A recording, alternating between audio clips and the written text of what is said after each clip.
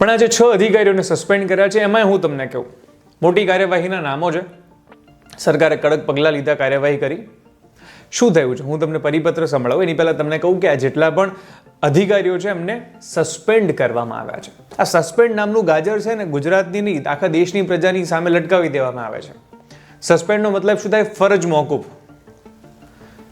ફરજ મોકૂફ કરવા એટલે હાલ તમે નોકરીમાં નથી, બસ થોડાક ટાઈમ માટે સસ્પેન્ડ થઈ જાવ. મામલો ગરમ છે એટલા ટાઈમમાં તમને થોડો ઘણો સરકાર તરફથી પગાર મળશે. તમે પ્રાઇવેટ ધંધો નહીં કરી શકો, અડધો લગભગ પગાર મળતો હોય છે.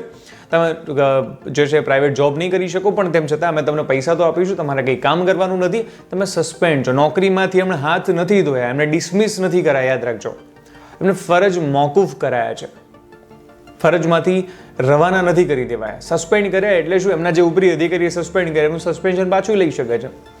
અને થોડાક સમય પછી આવું જ થશે. જરાક હિસ્ટ્રી ચેક કરવી હોય તો કરી લેજો. જેટલા લોકોને સસ્પેન્ડ થયા શું થયું છે.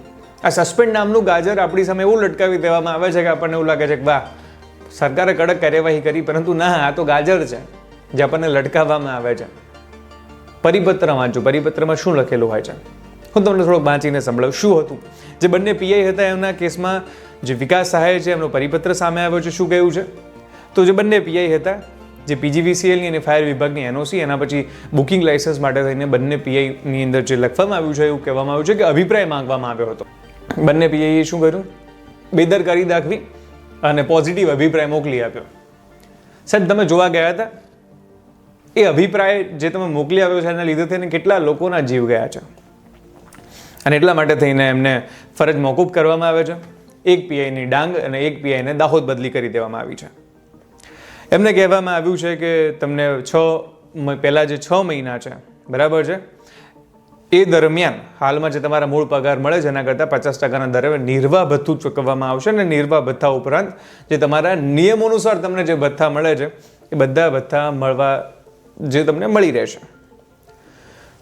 આવી ઘણી બધી વાતો લખવામાં આવી છે અને ઘણું બધું છે. બટ આનાથી શું ફરક પડે છે? મેં તમને કહ્યું એમ કે આ બધા ગાજરો છે કે ફરજ મોકૂફ કરવામાં આવે છે અને વળી પાછા લઈ લેવામાં આવશે. હિસ્ટ્રી ઉઠાવીને જોવી હોય તો જોઈ લેજો. જે તક્ષશિલા કાંડના 13 માંથી 12 આરોપીઓ અત્યારે જામીન ઉપર જ ફરી રહ્યા છે. એના